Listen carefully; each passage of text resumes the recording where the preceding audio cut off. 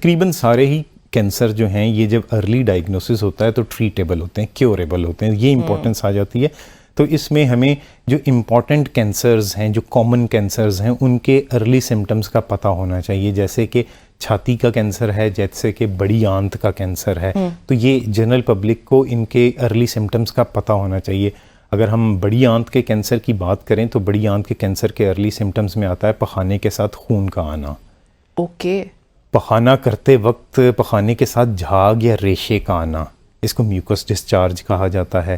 फिर या बर्निंग भी होती होगी। बर्निंग भी म्यूकस के साथ होती है। फिर उसके बाद पखाना करने के बाद पखाना करने की मज़ीद हाजत का महसूस होना, मतलब कि फीलिंग ऑफ इनकम्प्लीट इवैक्यूएशन की फीलिंग होती है, अब पूरा खाली नहीं हो पाया। फिर उसके बाद जो पखाना करने की आदत हैं उनमें तब्दीली आना, कहा जाता है कि कॉन्स्टिपेशन, कब्ज़ और फिर डायरिया, फिर कब्ज़ फिर डायरिया। अगर ऐसा हो रहा है तो ये सारे सिम्टम्स बड़ी आंत के कैंसर के हैं।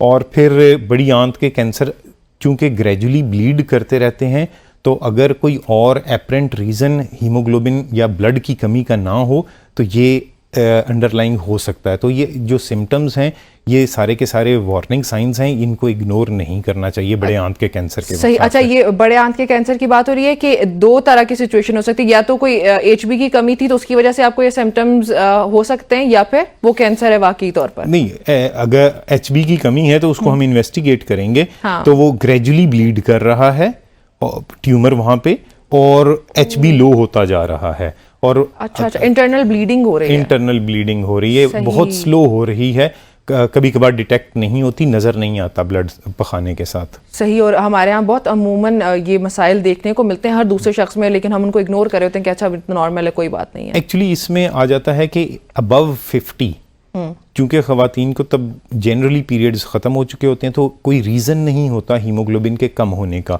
और मर्दों में भी कोई ख़ास रीज़न नहीं होता। अगर हीमोग्लोबिन कम मिलता है तो ये पॉइंट ऑफ कंसर्न होता है।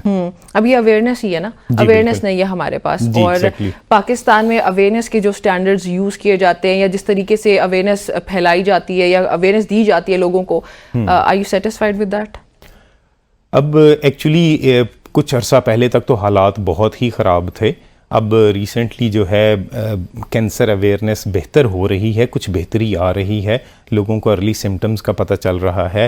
Yearly breast cancer awareness month मनाया जाता है जिसमें। अच्छा, breast cancer awareness Pakistan Pakistan में बेहतरी आई है फर्स्ट लेडी की वजह से, वी शुड अप्रिशिएट दैट। जी बिल्कुल, सर्टेनली उनकी वजह से भी आई है, और जो बाकी भी काम कर रहे हैं उसकी वजह से भी काफ़ी अवेयरनेस में बेहतरी आई है। अब हमें शहरों से भी लेट पेशेंट्स मिलते थे, लेकिन अब जनरली शहरों से लेट आने वाले पेशेंट्स कम हो गए हैं। अब कुछ देहात में अवेयरनेस की कमी है जहाँ से मरीज़ अभी भी काफ़ी लेट आते हैं।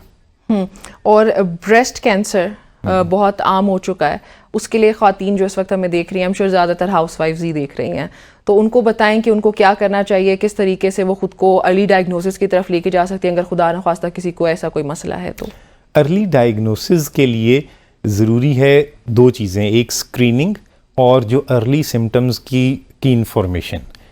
स्क्रीनिंग, हर खातून ने 40 इयर्स की एज पे मेमोग्राम कराना है ताकि अगर कहीं कोई कैंसर पड़ा हुआ है तो वो अर्ली डिटेक्ट हो जाए।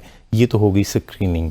दूसरा है इंफॉर्मेशन अबाउट कि क्या सिम्टम्स होते हैं। सिम्टम्स में सबसे कॉमन सिम्टम होता है कि छाती में गिल्टी महसूस होती है, स्वेलिंग बनती है जो ग्रेजुअली इंक्रीज़ करती जाती है साइज़ में, दर्द नहीं करती। और इसके अलावा फिर स्किन की चेंजेस आती हैं। स्किन की चेंजेस में है कि स्किन अंदर की तरफ खिंची जा सकती है इसके साथ में। फिर कभी कभार ये होता है कि स्किन जो है मोटी हो जाती है और थोड़ी सी रेड हो जाती है। फिर इसके अलावा निप्पल में अगर कोई चेंज आती है, जैसे कि निप्पल डिस्चार्ज है, निप्पल का अंदर की तरफ खिंच जाना, या निप्पल की जिल्द का सुर्ख और मोटा हो जाना, ये भी सिम्टम्स में से आते हैं जिनको इग्नोर नहीं करना चाहिए।